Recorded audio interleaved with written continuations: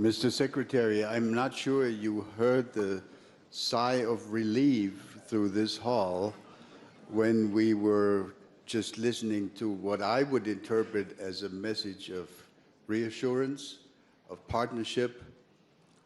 You spoke of intertwined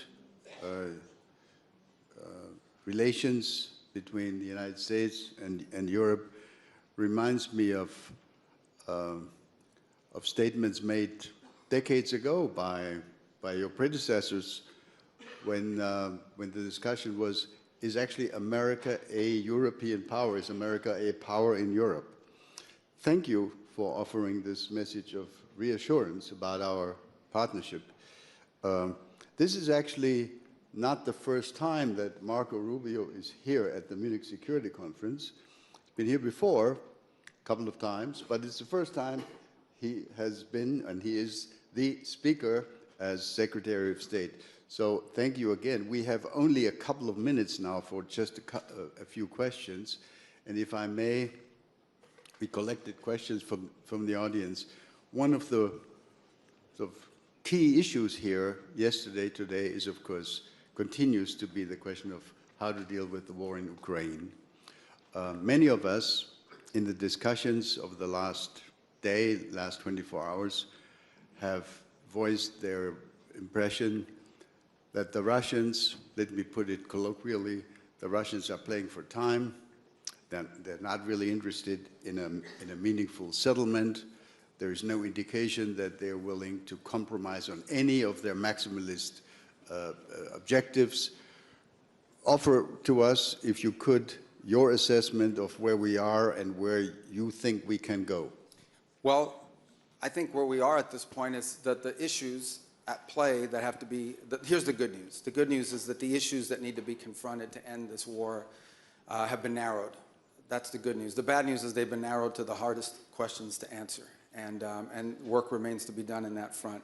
I hear your point about, well, the answer is we don't know. We don't know if the Russians are serious about ending the war. They say they are, and under what terms they were willing to do it, and whether we can find terms that are acceptable to Ukraine upon that Russia will always agree to. But we're going to continue to test it. In the meantime, everything else continues to happen. The United States has imposed additional sanctions on Russia's oil.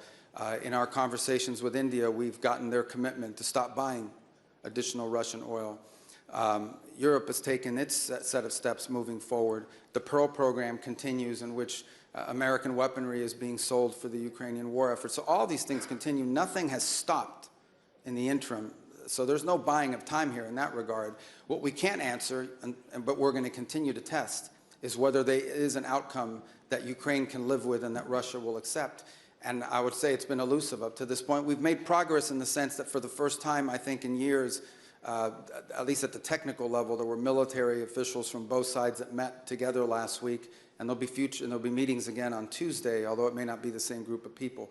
Look, we're going to continue to do everything we can to play this role of bringing this war to the end. I don't think anybody in this room would be against a negotiated settlement to this war, so long as the conditions are just and sustainable. And that's what we aim to achieve, and we're going to continue to try to achieve it, even as all these other things continue to happen on the sanctions front and so forth. Thank you very much. I'm sure if we had more time, there would be many questions on Ukraine. But let me conclude by asking a question about something entirely different. The next speaker here in just a couple of minutes will be the Foreign Minister of China. When you served in the Senate, sir, people considered you a kind of a China hawk. So did they. So did they.